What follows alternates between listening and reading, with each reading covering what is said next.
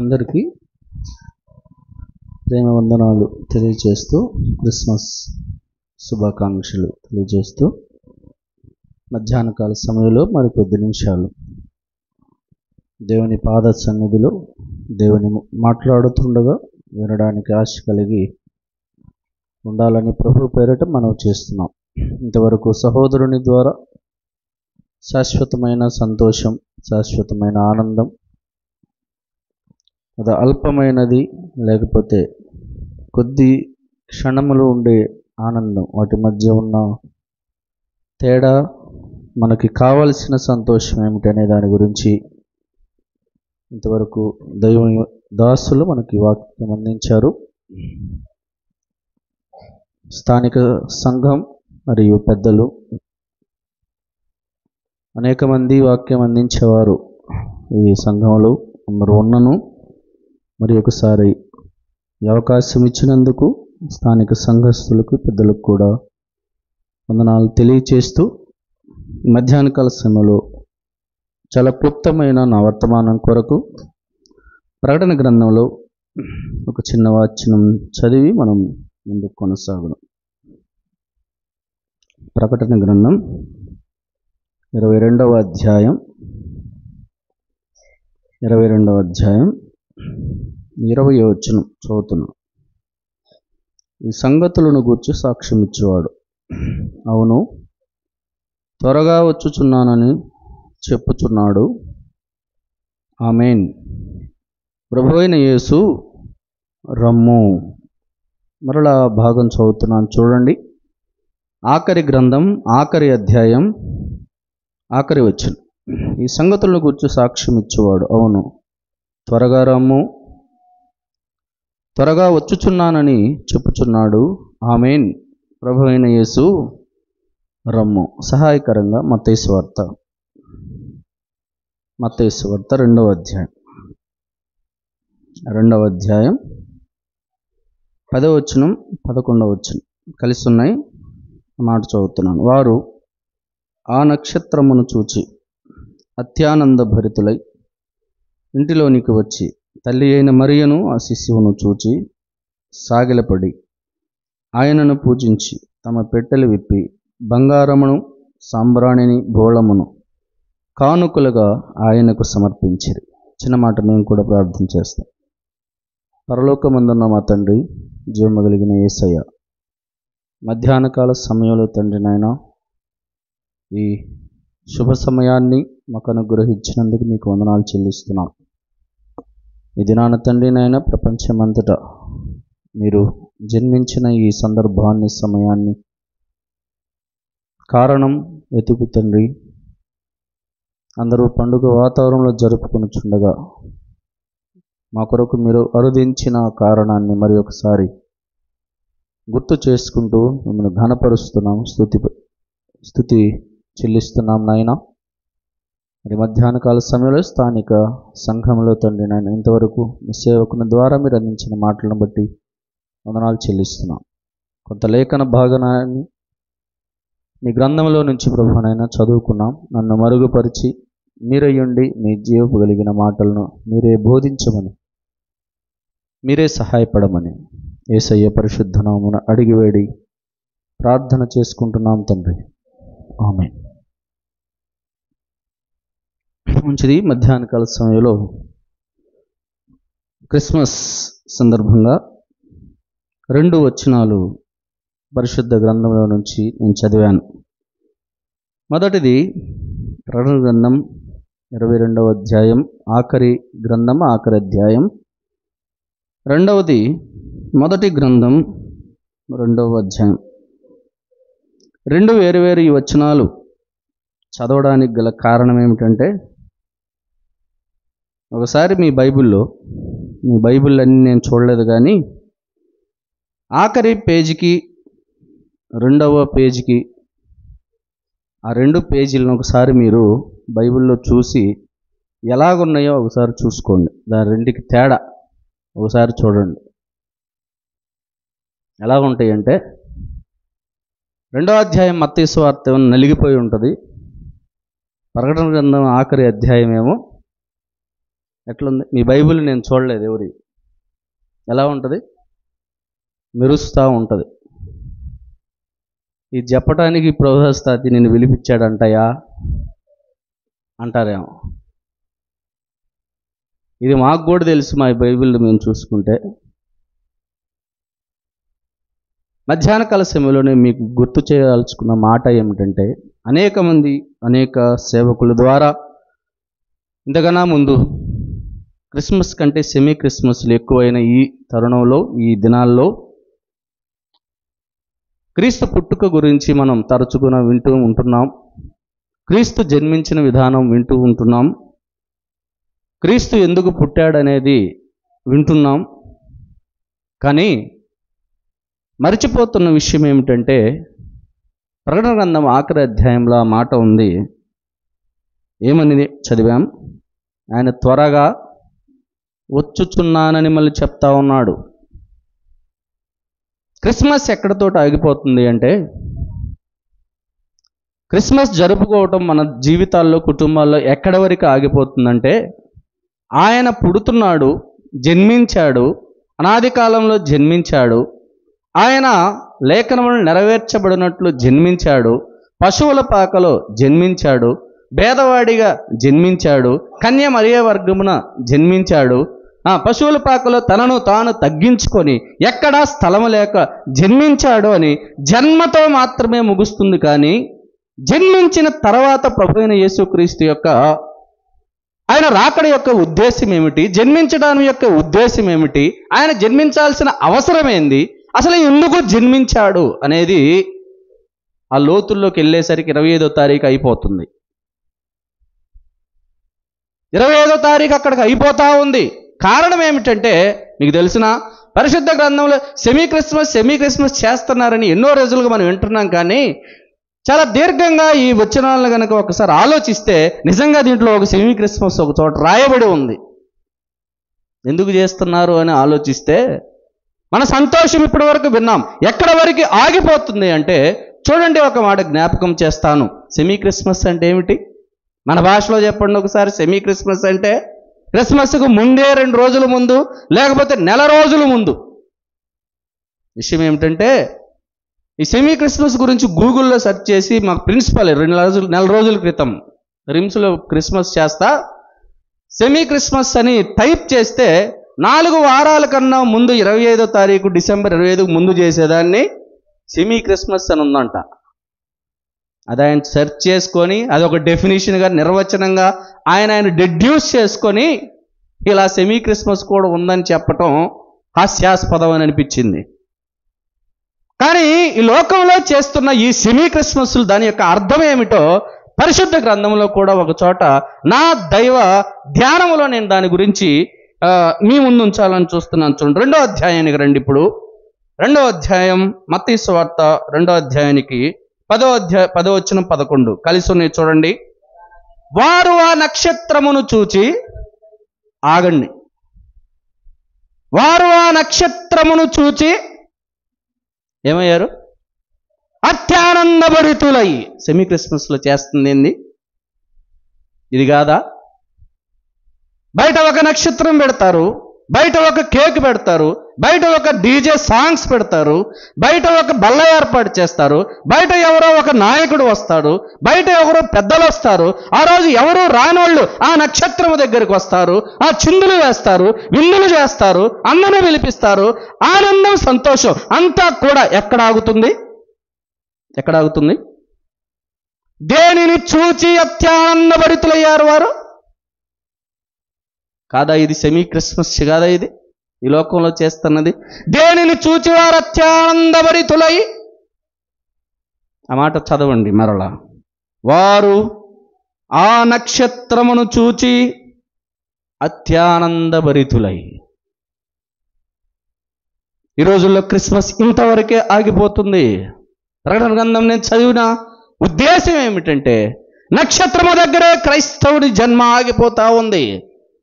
ఆ నక్షత్రమును చూచి అత్యానందభరితులయ్యారు. ఆ నక్షత్రమును చూచే సంతోషపడుతున్నారు. ఆ చెట్టును చూసి సంతోషపడుతున్నారు. ఆ కేకును చూసి సంతోషపడుతున్నారు. ఆ పాటలు పెట్టి సంతోషపడతా ఉన్నారు. ఈ సంతోషంతోటి ఆగిపోతే, ఈ సంతోషం అంతవరకు ఆగిపోతే అది క్రీస్తు జన్మకి, లేకపోతే క్రైస్తవుడు లేదా ప్రభువైన యేసు క్రీస్తు జన్మించిన ఉద్దేశము మన జీవితాల్లో కానీ కుటుంబాల్లో కానీ మనం జరుపుకునే ఈ వేడుక కానీ దానికి సార్థకత లేదు అని చెప్తా ఉంది పరిశుద్ధ గ్రంథమైన బైబిల్. ఆ నక్షత్రమును చూచి ఇప్పటివరకు ఈ సంతోషంతోనే, ఈ ఆనందముతోనే చేరి వచ్చిన వాళ్ళు ఉంటే ఎన్ని సంవత్సరాలుగా ఈ క్రిస్మస్ మనం చేస్తూ ఉన్నారో నాకు తెలియదు, కానీ నక్షత్రమును చూచి అత్యానందభరితులవుతున్నారు. నక్షత్రములో ఏమీ లేదు ప్రియ సహోదరి సహోదరులారా. అందుకతో ఆగిందా? చూడండి, కొన్ని ఇంకొంచెం ముందుకెళ్తే నక్షత్రమును చూచి అత్యానందభరితులై ఇంటిలోనికి వచ్చి ఎవరిని చూడాలి? లోపల ఎవరిని చూడాలి? ఎవరిని చూస్తున్నారు? పోనీ లోపలికి వస్తే వీరి మైండ్ కానీ మనసు కానీ ఎక్కడుంది? తల్లి అయిన మరియ దగ్గర ఉంది, కానీ ఇంకా క్రీస్తు దగ్గరికి రాలా.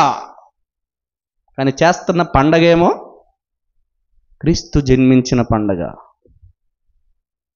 ఎక్కడ ఆగిపోయాం? క్రైస్తవులుగా మనం అనుకుంటున్నాం, క్రైస్తవ కుటుంబంలో మనం జన్మించామనుకుంటున్నాం, ఫలానా వాళ్ళ దేవుడు అనుకుంటున్నాం, ఫలానా దేవుణ్ణి మనం పూజిస్తూ ఉన్నాం. కానీ మన సంతోషం ఎక్కడాగి ఉంది? స్టార్ దగ్గర ఉందా? మరియ దగ్గరే ఉందా? ఇంకా ఎక్కడుంది? ఎవరిని పూజిస్తూ ఉన్నాం? ఇంకా ఆ స్టార్ దగ్గరే అత్యానందభరితులు అనుకుంటున్నామా? కానీ లోపలికి వచ్చాం. లోపలికి వచ్చి ఎవరిని చూడాలి? ఎవరిని చూస్తున్నారు? ఎవరిని చూశారు? ఇంటిలోనికి వచ్చి తల్లి అయిన మరియను ఆ శిశువుని చూచి చివరొచ్చాడు. శిశువు చివరకు వచ్చాడు. ఎవరిని సేవించాలి?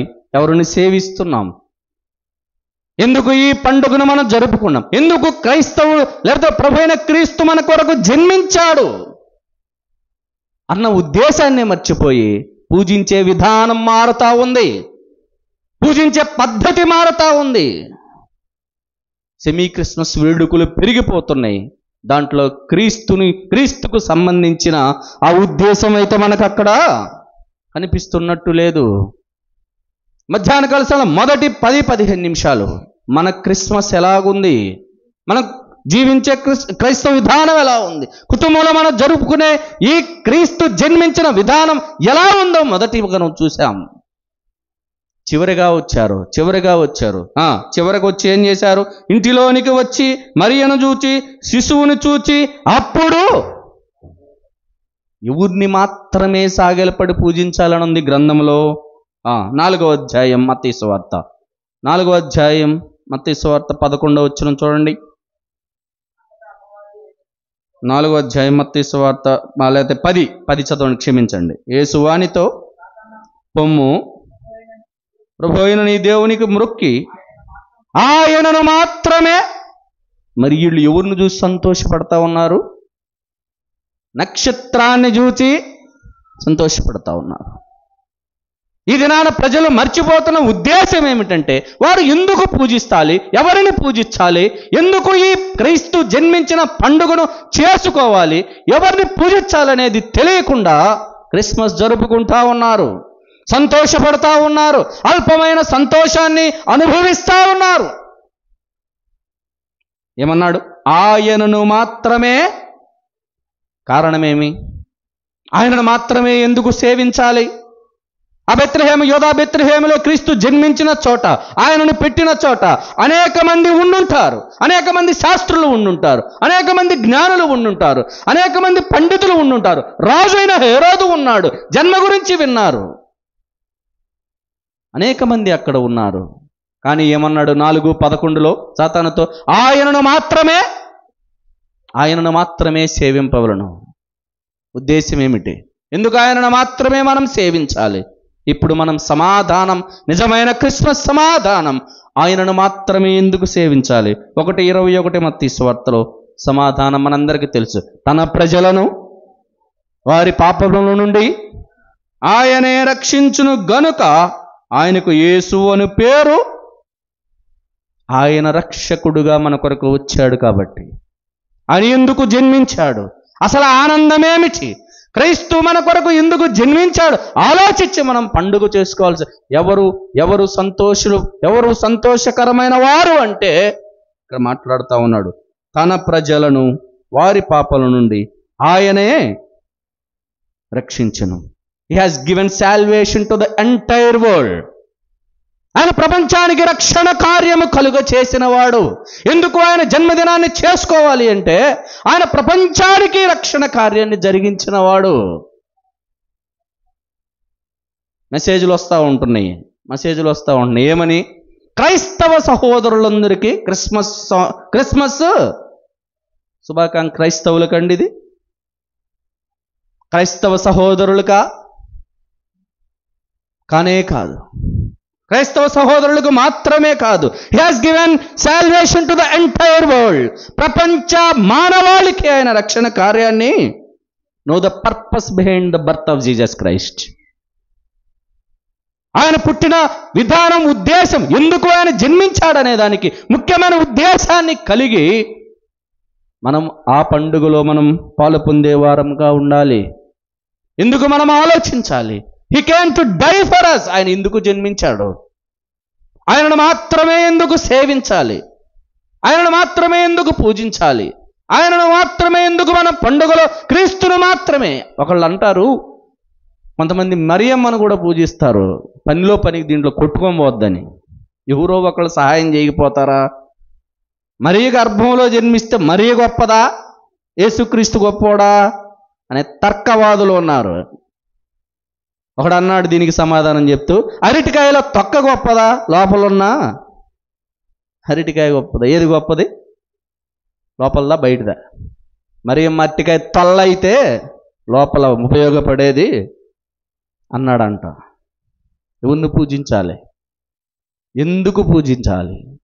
క్రిస్మస్ రోజున మనం తెలుసుకోవాల్సిన విధానం ఏమిటంటే, ఉద్దేశం ఏమిటంటే, ప్రపంచంలో అనేక పండుగలు జరుపుకుంటా ఉన్నారు, ఒక్కొక్క చోట ఒక్కొక్కటి జరుపుకుంటా ఉన్నారు. కానీ ప్రభువైన యేసు క్రీస్తును మనం పండుగలో, లేకపోతే క్రీస్తుని గురించి ప్రత్యేకించి క్రిస్మస్ మనం జరుపుకునేటప్పుడు ఆ ప్రత్యేకత ఏమిటి?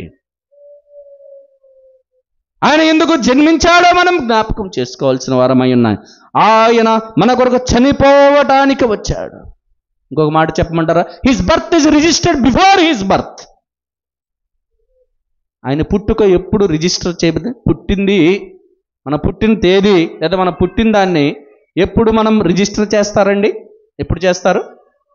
పుట్టిన తర్వాత పంచాయతీ ఆఫీస్కి పంపిస్తే పలానోడు పుట్టాడంటే వాడిది. But the birth of Jesus Christ is registered before even his birth.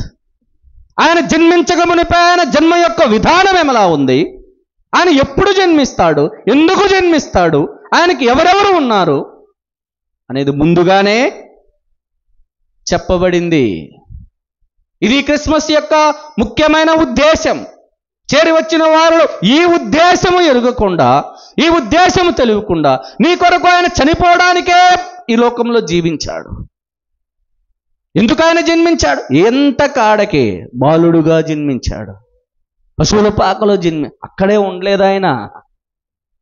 పశువుల పాకలో జన్మించాడు, అలాగే ఉండలేదు. ఆయన ఏమన్నాడు? తన ప్రజలను ఏమన్నాడు చూడండి. ఎందుకు ఆయన పశువుల పాకలో జన్మించి ఆయన అక్కడే ఉంటే మనకి ఉద్దేశం ఏమి లేదు. కానీ యోహాను సువార్త 1వ అధ్యాయంలో ఒక మాట నేను చూపిస్తాను చూడండి. యోహాను సువార్త 1వ అధ్యాయం 14వ వచనం చదువు. సమయం లేదు కాబట్టి త్వర. వాక్యము శరీరధారి అయి కృపా సత్య సంపూర్ణుడిగా మన మధ్య నివసించు. వాక్యం అనగా ఎవరు? ఎందుకు ఆయన పశువుల తొట్టిలో శిశువుగా జన్మించాడు అంటే ఆయన ఎప్పుడు ఉన్నవాడే, జన్మించక ముందు కూడా ఉన్నవాడే, భూమి ఆకాశంలో సృజించబడక మునిపే ఆయన ఉన్నాడు. ఈరోజు నువ్వు క్రిస్మస్ చేసేదేంటి? ఈరోజు ఆయన పుట్టాడని నువ్వు సంతోషపడేది ఎందుకు పుట్టాడు నీకోసం అని ఆదికాల సంకల్పంలో భూమి ఆకాశంలో సృజించబడక మునిపే ఎఫెసీయులకు రాసిన పత్రికలో అన్నాడు. ఆయన ఎప్పుడున్నాడు? భూమి ఆకాశం సృజించ ముడిపే ఆయన ఉన్నాడు. నువ్వు మొన్నగాక నిన్న పుట్టే ఆయన పుట్టుకు చేస్తా ఉన్నావు. ఆయన ఎక్కడ కూడా ఆయన పుట్టుకును వేడుగ్గా జరపని చెప్పట్లేదు. కానీ క్రీస్తు పుట్టిన విధానం ఆయన ఎందుకు పుట్టాడో మనము కూడా తెలుసుకోవాలని ఆయన ఆశయం ఉన్నది. చూడండి 14లో మనం చదివాం, వాక్యము శరీరధారి అయి కృపాసత్య సంపన్నుడుగా మన మధ్య. ఈ వాక్యము ఎవరు? మొదటి అదే యోహాను సువార్త 1:1 ఉంది. ఆది యందు వాక్యము ఉండెను, వాక్యము దేవుని యొద్ద ఉండెను, వాక్యము దేవుడై ఉండెను. ఆ వాక్యే మన మధ్యకి ఆ శిశువుగా ఆ తండ్రి ద్వారా మనకి ఈ లోకానికి అనుగ్రహించబడింది. ఈ సత్యాన్ని మనం గమనించకుండా ఇంకా నక్షత్రం దగ్గరే ఆగిపోయి ఉంటే, మరి దగ్గరే ఆగిపోయి ఉంటే, వారినే పూజిస్తూ ఉంటే నీ క్రిస్మస్లో సంతోషం లేదు, నీ క్రిస్మస్లో ఆనందం లేదు. ఎందుకు పెడతారండి స్టార్లు? పెట్టమని ఏడనుందా? పోటీ పడి పెడుతున్నా. అరే ఆ బజారోళ్ళు ఇంతది పెట్టారు, మనము ఇంతది పెడదాం. ఉపయోగం ఏంటి? బోర్లేసి కట్టేవాళ్ళు కూడా ఉన్నారు స్టార్లు. ఎందుకంటే వాడు మామూలుగా ఉన్నాడు కట్టేటప్పుడు. కట్టేదంతా ఎవరు? వాడు ఎప్పుడు చర్చి మొహం కూడా. నామకార్థ క్రైస్తవులు అంటున్నారు. నామకార్థ క్రైస్తవులు కట్టేటప్పుడు వాడు కూడా తిరగబడే ఉంటాడు, స్టార్ కూడా తిరగబడే ఉంటుంది. పోటీలు పడి స్టార్లు కట్టమని లేదండి, పోటీలు పడి ట్రీస్ పెట్టమనలా, క్రిస్మస్ ట్రీస్ పెట్టమని చెప్పలా. ఆశ్చర్యకరమైన విషయం ఏమిటంటే మందిరాల్లో కూడా సెమీ క్రిస్మస్లు చేస్తున్నారు ఈ మధ్య. ఇంతకుముందు లేదు. మందిరాల్లో కూడా సెమీ క్రిస్మస్ జరుపుతూ ఉన్నారు. ఇది చాలా విచారకరమైన విషయం. మొన్న ఒక ప్రపంచ స్వార్థికుడు చెప్తా ఉన్నాడు, క్రిస్మస్ ఎందుకు చేస్తారంటే ప్రపంచాన్ని సృష్టించినందుకు క్రిస్మస్ చేస్తామన్న ఎవరోగా సతీష్ కుమార్ చెప్తా ఉన్నాడు. ఏమండి, క్రీస్తును మనం ఎందుకు ఆరాధిస్తున్నామంటే, క్రిస్మస్ ఎందుకు జరుపుకుంటున్నామంటే ప్రపంచాన్ని సృష్టించినందుక, అందుకే జరుపుతున్నామా? కానే కాదు. ప్రపంచానికి ఆయన రక్షణ కలుగు చేసిన ఆనందాన్ని కలుగు చేసి. యోహాను సువార్త 3:16 ఒక మాట చదివి నేను 1-2 సంగతులు చూసి ముగిస్తాను. చూడండి, యోహాను సువార్త 3:16 ఇందుకు మనం చేసుకోవాలి క్రిస్మస్. దేవుడు లోకమును ఎంతో ప్రేమించెను కాగా అద్వితీయ కుమారునిగా పుట్టిన వాని యందు విశ్వాసముంచు ప్రతివాడును నశింపక నిత్య జీవం పొందినట్లు ఆయనను ఎందుకు అనుగ్రహించాడు? స్టార్లు ట్రీలు పెట్టడానికి కాదు, కేకులు కట్ చేసుకోవడానికి కాదు ఆయన అనుగ్రహించింది. కుమారుడు నీ కొరకు నా కొరకు ఎందుకు అనుగ్రహించబడ్డారు? వై హీ వాస్ సెంట్, లోకానికి ఎందుకు పంపించారు అన్నాడు అక్కడ. He loved the world. దేవుడు లోకమును ఎంతో ప్రేమించను. ఆ ప్రేమ ఆయన మాట మాత్రం చేత చెప్పలేదు, మాట మాత్రం చేత ఆ ప్రేమను మన పట్ల వెల్లడిపరచలేదు. ఇంకో చోట అంటాడు, ఆయన తన ప్రేమను వెల్లడిపరచను ఎట్లనగా మనం ఇంకాను దూరస్థులమై ఉండగా, పాపులమై ఉండగా, అపరాధములై ఉండగా, చచ్చిన వారై ఉండగా, దుర్వాసనతో ఉండగా. యెషయా గ్రంథం 1వ అధ్యాయం. దుర్వాసన కొడుతూ ఉన్న ఈ మానవుని కొరకు ఆయన జన్మించాడు. దుర్వాసన కొడుతున్న మన కొరకు ఆయన జన్మించాడు. లోకమును ఎంతో ప్రేమించును, అద్వితీయ కుమారునిగా పుట్టినవాడు ప్రతివాడు నశింపక. నీవు నన్ను నశించకూడదని ఆ క్రిస్మస్ యొక్క ఉద్దేశం. ఆయన పుట్టుక యొక్క ఉద్దేశం నీవు నశించకూడదని. ఇలాగే క్రిస్మస్ చేస్తూ ఉంటే, ఇలా అంటాను, బయట నుంచి బయట అయిపోతూ ఉంటే, అక్షరార్థమైన క్రిస్మస్ చేస్తూ ఉంటే, నీ దృష్టి అంతా ఇంకా స్టార్ మీదే ఉంటే, నీవు నశిస్తున్న వారిలో నీవు ఉన్నావు. ఏం చేయాలి? నశించపోకుండా ఉండునట్లు ఏమి చేయాలి? ఇప్పుడు ప్రకటన గ్రంథానికి రండి. ఆయన మనకు అనుగ్రహించాడు. రక్షణ ఎప్పుడు అనాది కాలంలోనే అందరి కొరకు వెల్లడిపరచబడింది. అదే అన్నాడు, ఆయన ఒక్కసారి ఆయన బలి అవుట ద్వారా ఆదాము నుండి వచ్చిన పాపము తీసివేయ రక్షణ వెల్లడిపరచబడింది, రక్షణ అందరికీ సమీపంగా ఉంది అన్నాడు. మరి అందరం రక్షించబడ్డామా?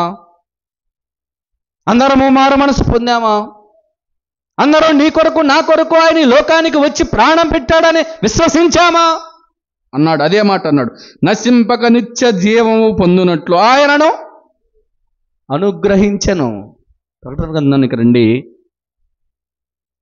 ఒక మాట జ్ఞాపకం చేస్తాను. 22వ అధ్యాయం 22 మనం చెయ్యవలసిన పని. ఆయన మన కొరకు జన్మించాడు, తన ప్రజలను వారి పాపములు రక్షించడానికి యేసు అని పేరు పెట్టబడ్డాడు, ఈ లోకములో ఉన్నాడు, మన కొరకు సమాధి చేయబడ్డాడు, శిలువ మరణం అనుభవించాడు. 22:14 చదవండి. 22:14 జీవవృక్షమునకు హక్కు గలవారై గుమ్మముల గుండా పట్టణంలోనికి ప్రవేశించినట్లు వస్త్రములను ఉతుకుకొనువారు, వస్త్రములు ఉతుక్కునేవారే, వస్త్రములు కొత్త వేసుకునేవారు కాదు ఇక్కడ ధన్యులు. ఏమన్నాడు? నీవు జీవవృక్షమునకు హక్కుదారురాలివిగా అవ్వాలి అంటే, ఈ జీవవృక్షమునకు మనం హక్కుదారులు అవ్వాలంటే చేయవలసింది ఏమిటి? అక్కడ గుమ్మముల గుండా లోనికి. ఇది కాదా రెండవ అధ్యాయం మత్తయి సువార్తలో మనం చదివింది? ఏం చదివాం? అక్కడ చదివింది ఏమిటి? శిశువు ఇంటిలోనికి వచ్చి, ఇక్కడ పట్టణములో ఉన్న గుమ్మములోనికి. ముఖ్య ఉద్దేశం ఈ మధ్యాహ్నం కలిసి ఒకటే మాట, నువ్వు ఏడుండాలి? గుమ్మము లోపలికి ప్రవేశించాలి. శిశువు ఉన్న చోట దాకా రావాలి. శిశువుకు నీ మనసు విప్పాలి, శిశువుకు నీ హృదయం అర్పించాలి, గుమ్మములో గుండా రావాలి, లోనికి రావాలి. బయట ఉంటే నీ ఆనందం లోకానికి సంబంధించిన ఆనందం మాత్రమే, ఆ నక్షత్రము వరకే నీ ఆనందం ఆగిపోతూ ఉంటుంది అన్నాడు ఇక్కడ ప్రకటనలో. హక్కు కావాలి అంటే ప్రకటన గ్రంథంలో జీవవృక్షమునకు, జీవవాక్యమునకు, లేదా గ్రంథమందు దేవుని చేతిలో ఉన్న గ్రంథములో మన పేర్లు రాయబడకపోతే ఎందుకు జరుపుకుంటున్నాం ఈ క్రిస్మస్? ఇదే ముఖ్య ఉద్దేశం. ఎప్పుడు ఆయన బాలుడుగానే లేడు, కృపాయుగములైపోయింది. రెండోసారి ఎలాగ రాబోతున్నాడు? చేత ఖడ్గము పుట్టుకుని రాబోతున్నాడు. పొద్దు క్రిస్మస్లో అదే నేను మొదట చెప్పింది. ఆయన జన్మించాడని ఆ పాక దగ్గరే ఉంటున్నాం, కానీ పాకలో నుంచి బయటకి రాకపోతే ఉపయోగం లేదు. ఆయన తర్వాత ఏమయ్యాడు? బాలుడుగానే లేడు, తర్వాత ఏమయ్యాడు? కల్వరిగిరిలో మరణించాడు, సమాధి చేయబడ్డాడు, పునరుద్ధానుడయ్యాడు, తిరిగి ఆగమనం అయ్యాడు, పరలోకానికి వెళ్ళాడు. మనం ఈ క్రిస్మస్లు జరుపుకుంటున్నంత దేనికోసం? అందుకే ప్రకటన గ్రంథం చదివాను. ఏమంటున్నాడు? ఆఖరి అధ్యాయం ఆఖరి మాట ఏమన్నాడు? నువ్వు క్రిస్మస్లు ఎన్ని జరుపుతున్నావు ఈ లోకములో, ఎంత గ్రాండ్ క్రిస్మస్లు జరుపుతున్నావు ఈ లోకములో, ఏమంటున్నాడు? మనం దేనికోసం సిద్ధపడి ఉండాలి? 22:20 ప్రకటన గ్రంథంలో అన్నాడు, ఈ సంగతులను గురించి సాక్ష్యం ఇచ్చేవాడు. అవును, ఏమంటున్నాడు? త్వరగా వచ్చుచున్నాను, జాగ్రత్త. ఈసారి అయ్యా నమ్ముకో, మా నమ్ముకో, అయ్యా నా దగ్గరికి రా, ఇక లేదది. కడవరి కాలంలో ఆఖరి కాలంలో ఆయన చెప్పుచున్నాడు, త్వరగా వచ్చుచున్నానని ఆయన చెప్తా ఉన్నాడు. ఆమేన్. ప్రభు అయిన యేసు రమ్ము. ఆయన ఈసారి ఎలాగొస్తున్నాడు? ఇంటికి వెళ్ళి చదువుకోండి, నేను మొత్తం ఇప్పుడు తీయడానికి నాకు సమయం లేదు. కానీ ఎలాగ ఉన్నాడు అనేది 19వ అధ్యాయంలో ప్రకటన గ్రంథంలో ఉంది. యుద్ధము జరిగించుచున్నాడు, శిరస్సు మీద నేను కిరీటములతో వస్తున్నాడు, దేవుని వాక్యమును నామం ఆయనకి పెట్టబడింది, నోటి నుండి వాడిగల ఖడ్గము బయలు. ఇలాగూ ఈ స్వరూపాన్ని ధరించుకుని వస్తా ఉన్నాడు. దీని కొరకు సిద్ధపడి మనం క్రిస్మస్లు జరుపుకో. కడవర దినాల్లో ఉంటుండగా మొదట జీవవృక్షమునకు హక్కుదారులు కాకపోతే మొదట చేయవలసింది ఏమిటి? వాక్యం అనే పాలతో ఉదక స్నానముతో వస్త్రములను ఉదుకుకొని. అదే ఆ మాట అన్నాడు 22:14 పట్టణంలోనికి ప్రవేశించి ఎవరు ధన్యులు? తమ వస్త్రములను ఉతుక్కున్నారండి వచ్చిన వాళ్ళందరూ? ఉతుక్కోవాలా, ఎందుకంటే అన్ని కొత్త బట్టలు ఈ రాత్రి ఈ మధ్యాహ్నం. కొత్త బట్టలు వేసుకుంటే క్రిస్మస్ కాదు, నీవు ధన్యురాలవు కాదు. ఈ మధ్యాహ్న కాల సమయంలో ఈ విషయాన్ని గమనించకుండా అదే కొత్త బట్టలు, కొత్త కేక్, కొత్త వంటలు, కొత్త పిండి వంటలు, కొత్త స్టార్, కొత్త ట్రీ అంతవరకు అనుకుంటే నీవు ధన్యురాలవి. ఎవరు ధన్యులు అన్నారు? 2 మాటలు చూపిస్తా చూడండి. ఒకటి, జీవవృక్షములకు హక్కుదారు అయితే ధన్యులు. రెండవది, ప్రవచన వాక్యం, ఈ గ్రంథములో ప్రవచన వాక్యను గైకొనువాడు, ప్రకటన గ్రంథంలోనే ఉంది, గైకొనువాడు ధన్యకరమైన క్రిస్మస్ ఈ మధ్యాహ్నం వేళ మన జీవితాల్లో ఉంది అని నీవు అనుకుంటే, ఈ వచనంలో నీవు ఉన్నావా? ఒకసారి ఆలోచించండి. ఈ వచనానికి మనం తూగుతున్నామా? Are we indulged in this verse? ఈ వచనంలో మనం తూగుతున్నామా? ఉతుక్కున్నామా? ఆయన వచ్చుచున్నానని చెప్తున్నాడు, నువ్వేమిటి క్రిస్మస్లు చేస్తా ఉన్నావు? మన క్రిస్మస్ అర్థవంతమైందిగా ఉండాలంటే, మన జీవితాలకు మన క్రిస్మస్ సార్థకమైందిగా ఉండాలంటే, ఇంటిలోనికి వచ్చి ఈ సంతోషాన్ని, ప్రభు అయిన క్రీస్తుని మనం ఆహ్వానించి మన హృదయాల్లో మనం క్రిస్మస్ చేసుకుంటే, ఇంకా నమ్ముకున్న వారికి అంటారు 52 ఆదివారాలు కూడా క్రిస్మసే. మనం ఆరాధించే ప్రతి ఆరాధన దినము కూడా, క్రీస్తుని ఆరాధించే ప్రతి దినము కూడా మన జీవితాల్లో ఒక ఆదివారం పండుగ దినం అంటాం, కానీ కొత్త గుడ్లు కట్టుకుని కదా కదండి. ఆదివారం పండుగ దినం అని పుస్తుల్లో కూడా చెల్లిస్తాం. కొత్త గుడ్లు కట్టుకుంటామా? కట్టుకోం. మనం కూడా అలా పండగ రోజే కొత్త గుడ్లు కట్టుకోపోయినా ఆయన ఆరాధించేవారి లిస్టులో మనం ఉండాలి. ఆయన ఆరాధించేవారి లేదా రక్షణ పొందిన వారిలో మనం ఉండాలి. జీవగ్రంథమందు పేరు రాయించిన వారిలో మనం ఉండాలి. వారు మాత్రమే జీవవృక్షమునకు హక్కుదారులు. ఈ మధ్యాహ్న కాల సమయంలో ఆఖరిగా రోమా 6:23 చదివి ముగిస్తాను చూడండి. గుమ్మములో గుండా ప్రవేశించి ఆయన మన కొరకు చేసిన కార్యము 6:23 రోమిలికి రాసిన పత్రిక. ఎలయనగా పాపంలో వచ్చి జీతం మరణము, అయితే దేవుని కృపావరం నిత్య జీవము. ఈ నిత్య జీవం పొందుకొని ఈ లోకంలో ఆయన బిడ్డలుగా తీర్చుపొంది, ఆయన బిడ్డలుగా తీర్చబడి, ఆయనను అంగీకరించి, ఆయన హృదయములోనికి ఆహ్వానించి, క్రీస్తు మన జీవితాల్లో పుట్టాడా లేదా ఒకసారి జ్ఞాపకం చేసుకొని, ఈ మధ్యాహ్న కాల సమయంలో ఆయన మనకి ఇంకా సమయం ఇచ్చి ఉండగా ఎన్నో క్రిస్మస్లు మన జీవితాల్లో అంతవరకే ఆగిపోయినాయి ఏమో. లోపలికి వచ్చి శిశువును చూసి పూజించి హృదయాలను, నువ్వు లోపలికి వచ్చి ఆయన హృదయాలను విప్పి, నా కుమారుడా నీ హృదయమును నాకిమ్ము, ఆయన మన కోసం వచ్చిన విధానాన్ని జ్ఞాపకం చేసుకొని. ఒకళ్ళు పాట రాస్తే ఇలా రాశాడు, నే వెదకి రాలేనని నువ్వు నా కోసం వచ్చావయ్యా.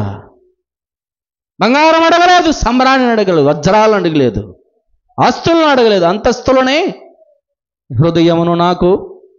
నిజమైన క్రిస్మస్ నీతో వ్యక్తిగతంగా, కుటుంబంతో, సంఘముతో అర్థవంతమైన క్రిస్మస్ జరుపుకుంటున్నామా లేక అంతవరకే లోకాయుక్తమైన, లోకానుసారమైన పండుగని మనం జరుపుకుంటున్నామా? ఒకసారి మనల్ని మనం ఈ మధ్యాహ్న కాల సమయంలో ఈ పండుగ సందర్భంగా, ఇంకా క్రీస్తు మనలో జన్మించకపోతే, జీవవృక్షమునకు హక్కుదారులు కాకపోతే, నమ్మిన వారు ఆయన రాకడ కొరకు ఎదురు చూస్తూ, నమ్మని వారు ఇంకా ఉంటే ప్రభువును నమ్ముకొని ఈ పండుగను, లేకపోతే క్రీస్తు పుట్టిన ఆ ఉద్దేశాన్ని మీ జీవితాల్లో సార్థవంతం చేసుకొని, జీవితాల్లో అర్థవంతమైన ఈ పండుగను ఆ విధంగా చేసుకొని మన కుటుంబాల్లో, సంఘాల్లో మేలు పొంది, ఆ విధంగా మనం ముందున్న జీవితాల్లో దేవునికి హృదయం అర్పించి ఉండాలని ఈ కొద్ది మాటలతోనే ముగిస్తున్నాను. అవకాశం ఇచ్చిన స్థానిక సంఘానికి, పెద్దలకు అందరికీ వందనాలు తెలియజేస్తూ ముగిస్తా ఉన్నా. దేవుడి వాక్యమును దీవించునుగాక.